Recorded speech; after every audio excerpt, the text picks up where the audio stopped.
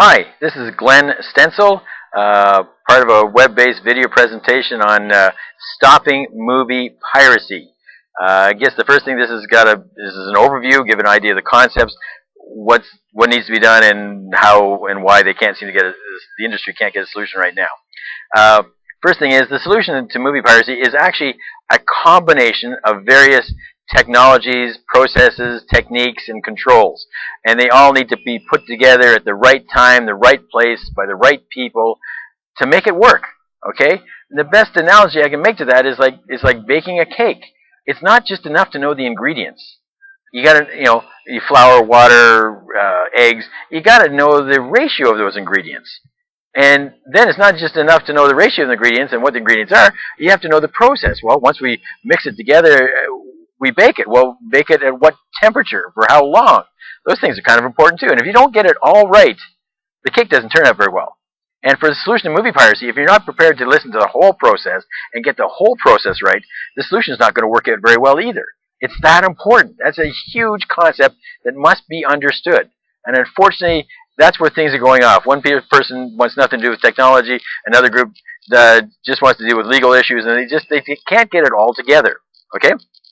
Sometimes another concept needs to be understood is compensating controls. You've got this great technology, and almost everything out there has a weakness. So the idea is not just enough to know what your strengths of the process you're bringing forward, but you also know what the weaknesses are, and be prepared with other compensating controls and techniques and procedures to compensate for those weaknesses. That's hugely important. That's what makes the process work. Best kind of comparison to that would be like reinforced concrete. Two different technologies, steel and concrete, two different things altogether. And yet you put them together, the concrete's got compressive strength, but doesn't have a lot of tensile strength. It can crumble very well, but yet it handles the elements very well. Steel, on the other hand, has a great tensile strength, but doesn't handle the elements very well. It's actually a little more expensive too, and it's prone to rust and corrosion. But if you can put the things together at the right time and put the steel in with the concrete protects the steel helps to give tensile support to the concrete, and you've got a product that which is better than neither one could do it by themselves.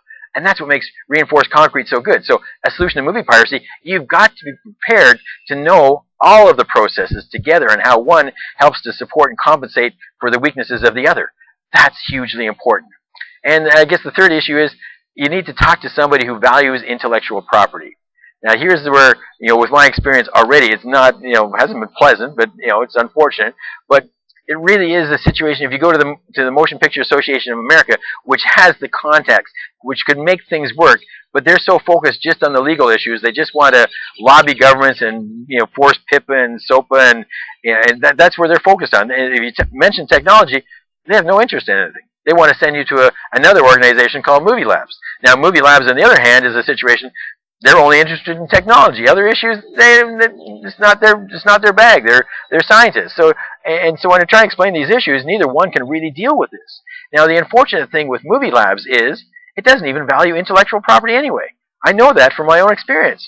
When the head guy there, Steve, tells you, Glenn, you got to understand, ideas in and of themselves really aren't worth anything unless you've got the resources, which we at Movie Labs have. The ideas really isn't worth that much, but I'm glad to come and listen to you. If people can't understand, that's a huge, huge problem.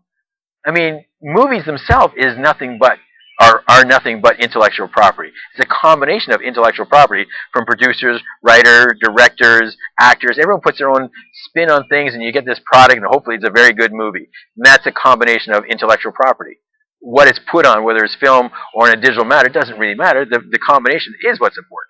So when you have somebody at a research organization who's supposed to value or find a way to protect intellectual property and yet doesn't value intellectual property, that's a problem. And somewhere along the line, someone's going to have to ask, Movie Labs has been around since like 2005. It's going on to its 8th year already and hasn't got a clue how to stop movie piracy. Maybe they're the problem. It's almost a taboo subject to bring up, but someone should be asking that. Anyway, if you listen this far, I truly appreciate it. If you want to do your part to stop movie piracy, help get this to the chief executive officers at the movie studios. You know which ones they are: 20th Century Fox, Disney, Paramount, Universal, Warner Brothers, and Sony Pictures. If you can help get it to those people, that would be greatly appreciated, and you'd be doing your part to stop movie piracy. Thanks again. Have a good day.